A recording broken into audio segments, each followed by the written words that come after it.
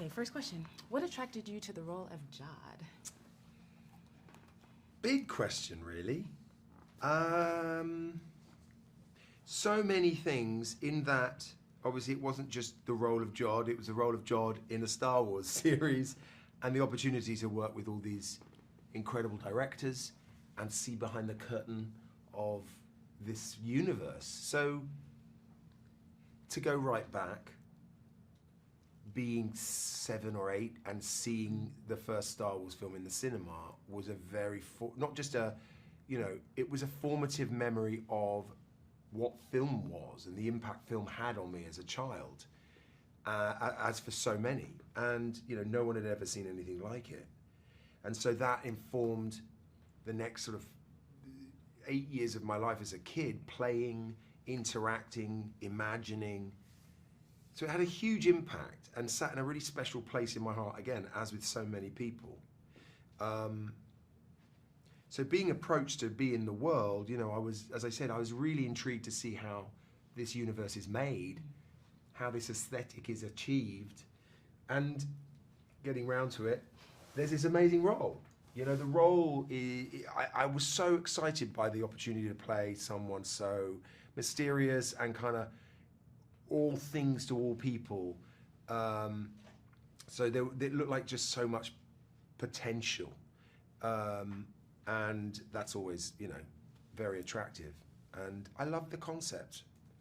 I loved the idea, the simple idea of returning, for me, to that boy who saw the film the first time, but making them the protagonists, putting their eyes of awe and innocence and fear, to see them seeing this world, I just thought was simple and just such a clever idea. I love that. So you would say you are a fan of Star Wars? Oh, sure. Yeah. In general terms, tell us a little about Jude and how he fits in the story. So the young ones meet Jude having blasted off from their home planet and are really looking for anyone who will, give them some sense of hope of returning. And he offers his services. Now, some of the team, some of the gang are a little skeptical, some are just wide-eyed in wonder, believing that he's, good, in fact, that he's a Jedi. And he sees some kind of angle with them. I think he sees some opportunity there of, getting something out of it. I think he's someone who lives day by day by day. And slowly you realize he actually is on the run from certain people and maybe owes things to other people. And that's not to say he's bad, but he's complicated. And he's the kid's guide, but he learns from them just as much as they learn from him. And I think what's key to it is also that he doesn't see them as kids. I don't think he doesn't really understand what kids are. He doesn't understand innocence because I don't know that he had it in his own life. So to him, they're small adults, and it makes the relationship both sort of honest and also I can't keep coming back to the word complicated, but honest but also tough. I like that. You touched on this. Tell us what it was like to work with the different episode directors, John Watts, David Lowery, the Daniels, Jake, Bryce, and Lee Isaac Chung. What made it a unique experience for you?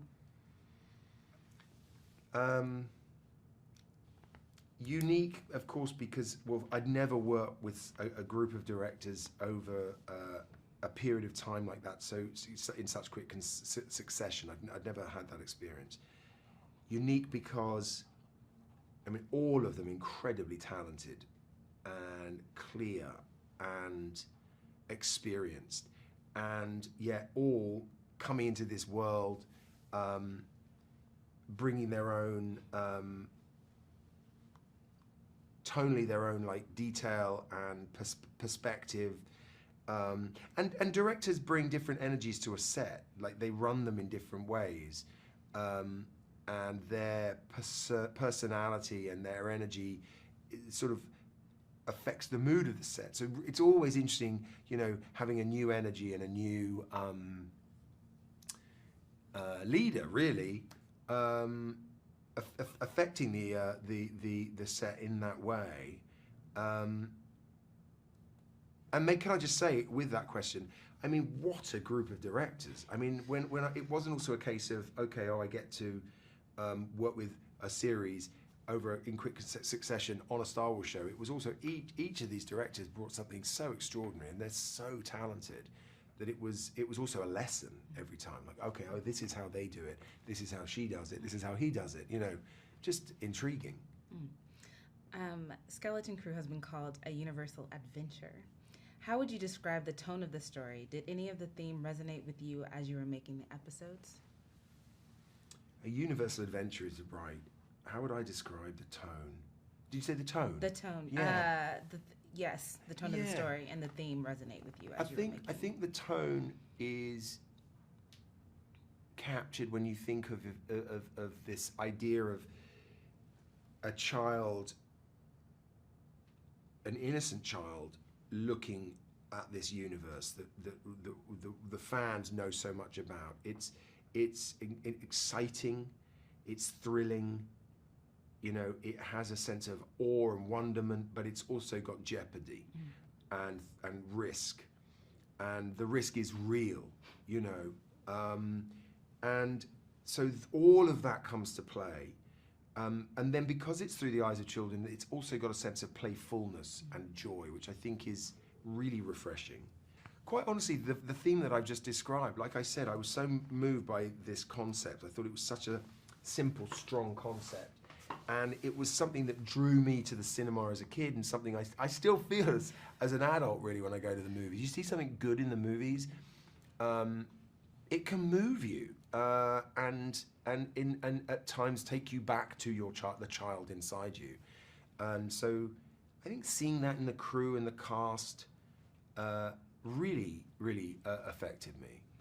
And then my last question, what do you hope viewers experience when they watch Skeleton Crew? I hope that old fans really are touched by the sense of wonderment and magic that we all felt when we maybe first encountered Star Wars. I hope the new young fans are as excited and invited into this world that has impressed and just inspired me for so many years, 40-something years. And I hope they find it thrilling. I think there's wonderful thrilling energy to it. Thank you so much. Pleasure. That was awesome.